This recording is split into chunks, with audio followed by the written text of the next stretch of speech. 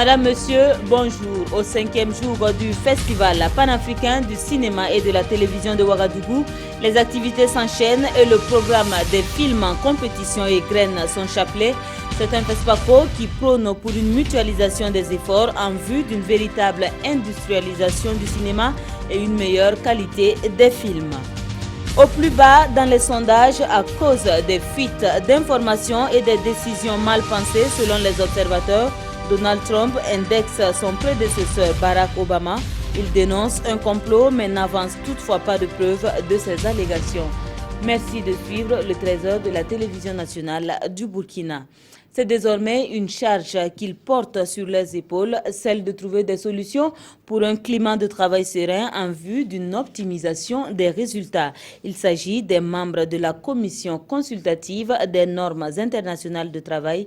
Ils ont été installés hier 28 février à Ouagadougou par le ministre du Travail.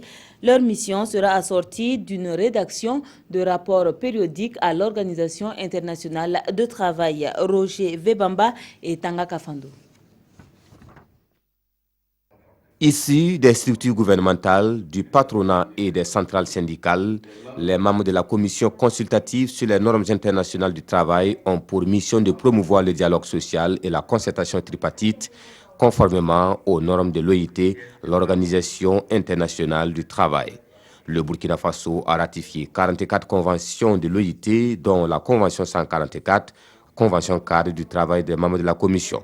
C'est une convention qui met l'accent sur la manière tripartite de gérer les questions de normes du travail. C'est-à-dire que l'État se retrouve sur un pied d'égalité avec la représentation des employeurs, la représentation des travailleurs par le biais de leurs organisations syndicales pour ensemble déterminer des normes ou apprécier l'application de ces normes ou encore réfléchir sur les meilleures manières de promouvoir la détermination et l'application de ces normes du travail.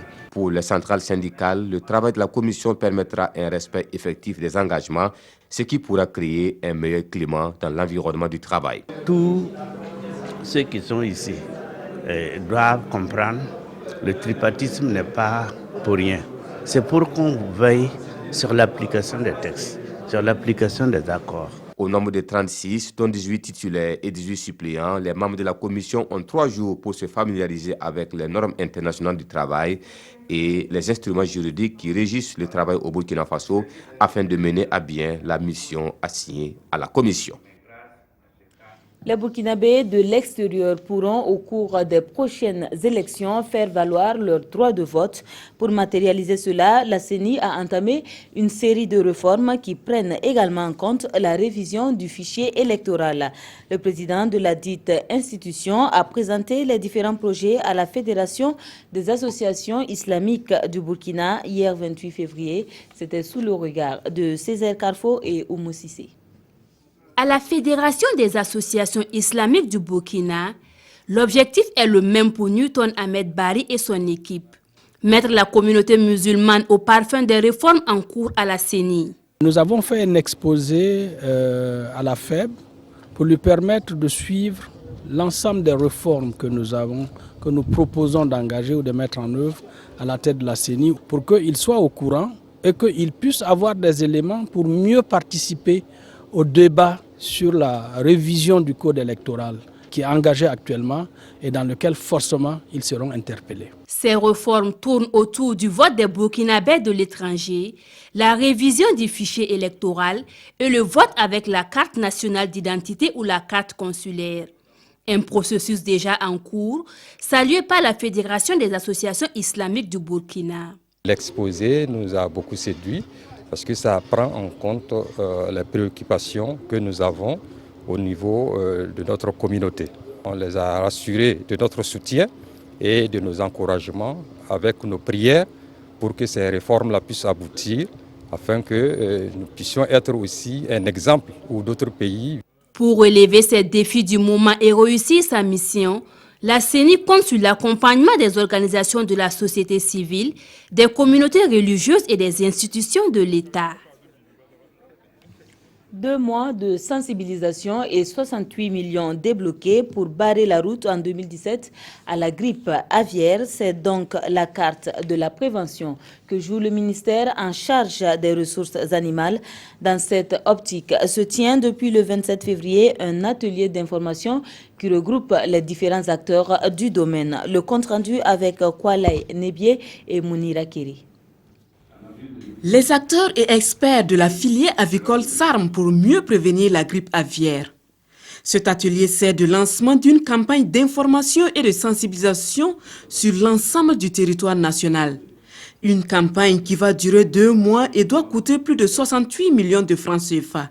Selon les rapports des techniciens, nous sommes indemnes de la grippe aviaire. Ça veut dire que nous pouvons consommer nos poulets, mais vous n'ignorez pas que dans nos frontières, il y a toujours ce fléau qui tourne autour.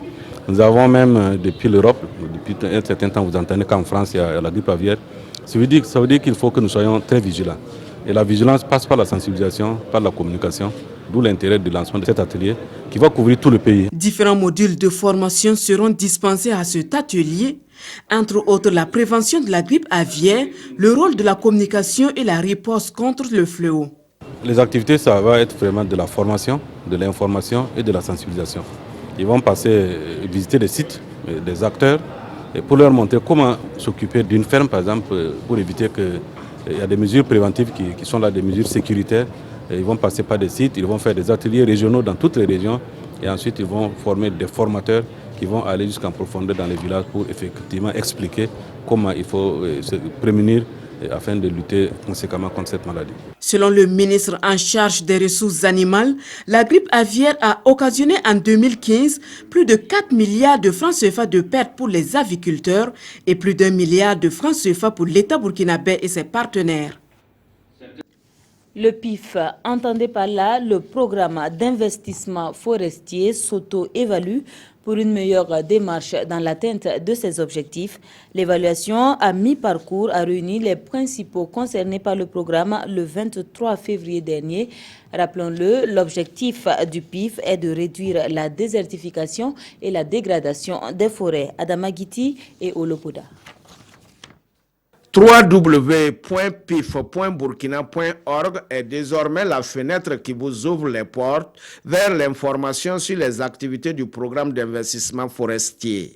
Ce site web lancé par le ministre en charge de l'environnement marque une étape décisive dans la vie du PIF. Lorsque vous entreprenez une activité, il faut marquer un point, évaluer ce qui a été fait et voir quelles sont les solutions qui peuvent être en tout cas apporter pour améliorer ce qui est fait.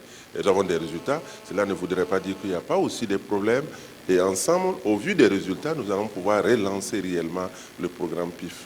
Avec des experts, l'équipe du PIF se donne ici pour objectif de faire le point des réalisations du projet à mi-parcours en vue de dégager des pistes pour plus de succès dans la gestion décentralisée des forêts et espaces boisés.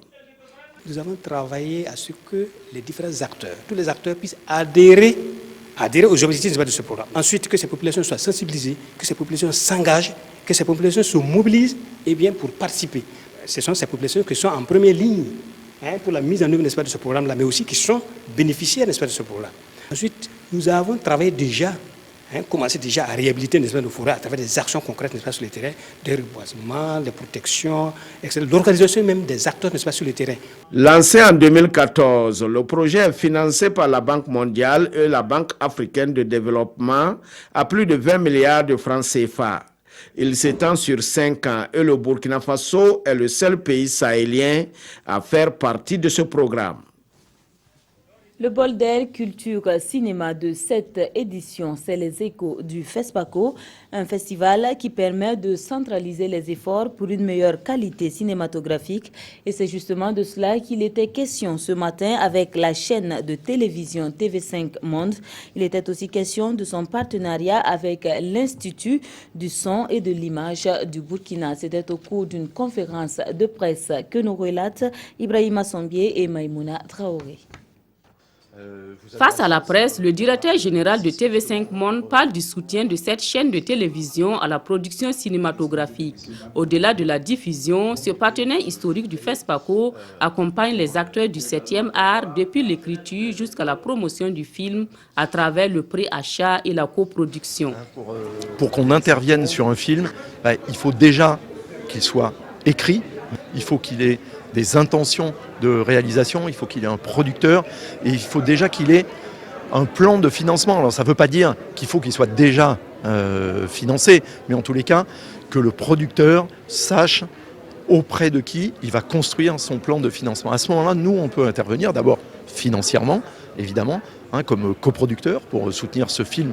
On peut intervenir, par exemple, pour améliorer la qualité de ce financement, notamment à travers notre régie publicitaire, qui est celle de France Télévisions. TV5 Monde soutient également la formation. C'est dans cette logique qu'il a signé un partenariat avec l'Institut supérieur de l'image et du son, Studio École l'ISIS SE. TV5 a acquis 2 documentaires réalisés par des étudiants qui en font l'objet d'évaluation, c'est le visionnage, c'est la vérification des aspects techniques et artistiques, et ça nous a été retourné pour des retouches. Les indications qui ont été fournies nous ont permis d'inscrire dans la formation des références liées aux normes broadcast de diffusion internationale, arrimées au créneau de TV5 Monde. Voilà un peu un partenariat qui nous permet de continuer à réécrire les modèles de formation que nous avons. À ces étudiants de l'ISIS SE, Yves Bigot conseille la patience, la rigueur, l'efficacité et le professionnalisme. L'interprète ou l'histoire d'une vie professionnelle qui se heurte à l'amour, une équation exposée par le réalisateur ivoirien Olivier Koné dans la salle du Ciné Burkina. C'est un des 20 longs métrages en compétition pour les Talons d'Or de Nyenenga. Et le moins que l'on puisse dire, selon nos reporters, c'est que le public a répondu comme il se doit à l'invitation. Adama Guiti et Vincent Tiendrebogo. Un jeune couple de la vie moderne ivoirienne vivait en parfaite harmonie. La femme s'appelle Naturel et ils se plaisaient l'un à l'autre. Voilà qu'un noir américain débarque dans la ville pour des rencontres professionnelles et Naturel doit lui servir d'interprète. Alors le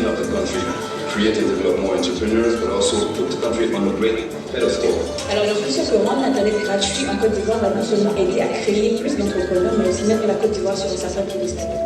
So this first trip is to present the project to you and get your approval. Alors ce premier voyage est pour vous présenter le produit et avoir votre approbation. Après sa rencontre avec l'Américain, la jeune dame se rend compte qu'en réalité, son propre mari ne s'est pas aimé.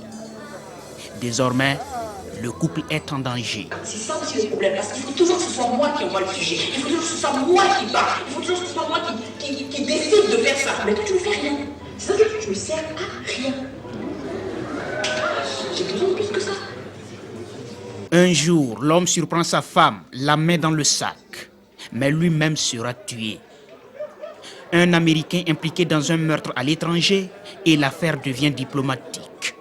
Ce n'est qu'à la fin que les cinéphiles se rendent compte que l'homme, en réalité, n'a jamais été tué. C'est vraiment bien pensé. Ce n'est plus comme les anciens films qu'on aime voir quand on parle de films africains. On revoit un peu des villages et tout ça, mais là on voit que bon, c'est en ville et c'est vraiment un scénario qui donne une vraie leçon pour une bonne vie en couple. Ce qui m'a plu, c'est bien sûr le scénario. Le scénario était super compliqué à comprendre. Il fallait suivre de bout en bout pour en fait comprendre l'intégralité du film. Et par contre, les acteurs étaient super bien faits. Ce long métrage de l'Ivoirien Olivier Koné est en course pour les Talons d'Or de Nyenenga. Après l'amour, ces 3 jeunes Maliens, par contre, ont décidé de sortir de la pauvreté par le trafic transfrontalier de la drogue. Une activité qui n'est pas sans risque et sans conséquences, et ils l'apprendront très vite à leurs dépens. C'est en somme ce que le réalisateur franco-malien Daouda Koulibaly donne à voir au public cynophile dans son premier long métrage intitulé Oulou. Bilidou Bazongo et Zoubaviel David Dabiri. 3 jeunes Maliens, Oufoui, Ndiaye et Ladji, vivent la dure réalité du chômage. Désœuvrés, déboussolés et socialement mal intégrés du fait de leur statut, ils mènent une vie jalonnée de frustration et d'humiliation. Et pour rompre avec la pauvreté ambiante dans laquelle ils vivent, ils décident de s'accrocher à une proposition indécente.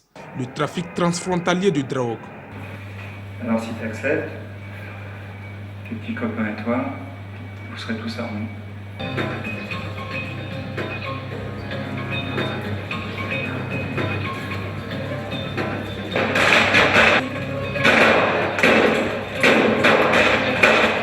Cette activité leur permet de gravir rapidement les marches sociales. Ils sont désormais riches, mais otages d'une activité criminelle qui constitue la principale source de financement du terrorisme dans le Nord Mali.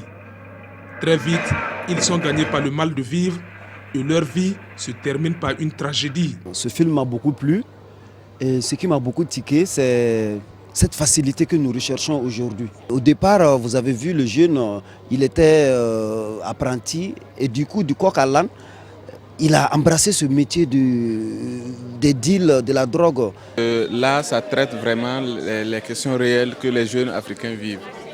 Et il faut voir qu'un responsable de l'armée qui fait des affaires avec des trafics, de cette manière, vraiment c'est désolant.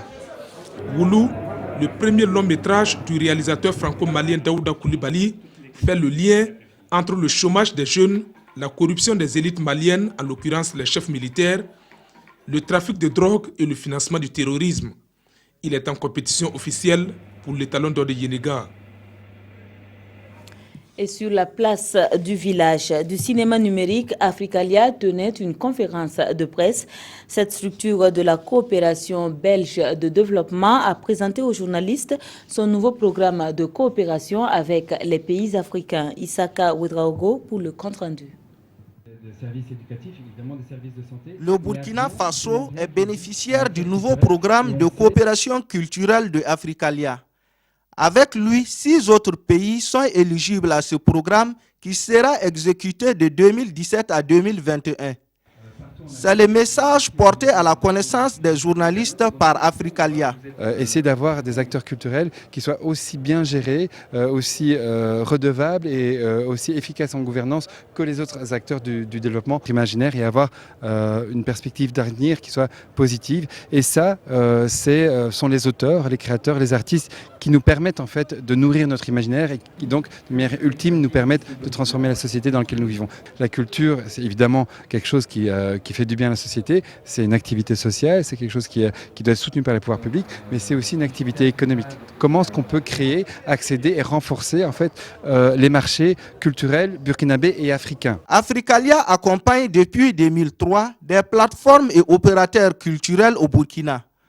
Pour les autorités chargées de la promotion de la culture, ce nouveau programme sera d'un soutien important pour le développement de leur secteur. À travers ma présence, nous sommes venus pour réaffirmer notre volonté de travailler avec Africalia pour véritablement donner une nouvelle dynamique à notre secteur culturel. À la fin de ce programme, Africalia compte continuer la coopération culturelle avec le Burkina pour 5 autres années.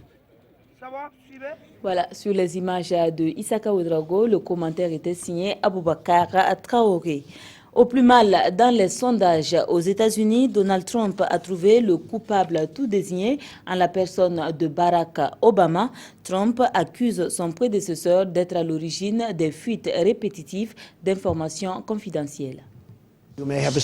Opération communication pour Donald Trump mardi matin sur Fox News.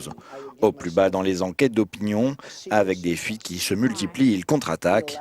Sa cible, l'ancien président et l'administration de Barack Obama. On ne sait jamais ce qu'il se passe derrière la scène. Vous avez peut-être raison, mais on ne sait jamais. Je pense que le président Obama est derrière tout ça, et certaines de ces fuites viennent peut-être de ce groupe. Vous savez, certaines fuites sont très dangereuses en termes de sécurité nationale. Mais je comprends que tout ça fait partie de la politique. Ça continuera probablement. Le locataire du bureau ovale n'a apporté aucune preuve à ces allégations. Depuis sa prise de fonction, de nombreuses informations ont fuité dans la presse. La révélation de discussions entre Moscou et Michael Flynn ont même mené à la démission du conseiller à la sécurité nationale. Voilà, comme il fallait s'y attendre, les attaques à Tongomayel et à Baraboulé font les choux gras des quotidiens de ce jour. Les différentes analyses lues ou relues pour vous par Aimé Solange Guigma. Attaque terroriste au Burkina en plein FESPACO, là ce n'est pas du tout du cinéma, déplore le pays, mais une réalité vécue au quotidien par tous ceux qui vivent dans le nord du Burkina. Pour ce journal, en frappant le Burkina en plein FESPACO, les djihadistes nourrissent le dessein de ravir la vedette à la fête du cinéma, à l'effet de manipuler les esprits et de diffuser leurs messages de haine et d'intolérance. Par contre, pour le quotidien, cette attaque sonne comme un cinglant démenti au nouveau ministre chargé de la Défense et de la Sécurité, car, dit-il, c'est bien de tenir un discours guerrier, mais encore faut-il prendre des dispositions pour faire face à toutes les menaces. Alors, monsieur le ministre, entre les terroristes et nous, qui terrorise qui? Se demande bien l'Express du Faso. Autant le dire, poursuit ce journal, si les policiers se sont mis à l'abri au lieu de riposter, c'est la preuve qu'ils n'avaient pas les moyens et la stratégie appropriée pour cela. C'est mieux ainsi, renchérit-il, cela a permis d'éviter des victimes innocentes. Aujourd'hui, au Faso fait savoir que ces attaques portent la marque du groupe terroriste Ansarul Islam du prédicateur Malam Ibrahim Diko. À quand donc allons-nous terroriser les terroristes, s'interroge l'observateur Palga. Pour ce journal, la question mérite d'être posée quand on sait qu'au cours de toutes ces attaques, dont la plupart ont eu lieu dans la seule province du Soum, le mode opératoire est dramatiquement le même, tout comme la riposte désespérément la même. D'un côté, des individus non identifiés qui marchent sur des positions de nos forces de défense et de sécurité, massacrent et emportent du matériel, et de l'autre, déclarations fracassantes, envoi de renforts et vains ratissages. Il est plus que temps, suggère l'Obs, de changer le fusil d'épaule avant que le syndrome azawadien ne s'empare définitivement du Sahel burkinabé. Mais en attendant, signale la Sidoya, des députés de l'UEMOA expriment leur solidarité au peuple burkinabé.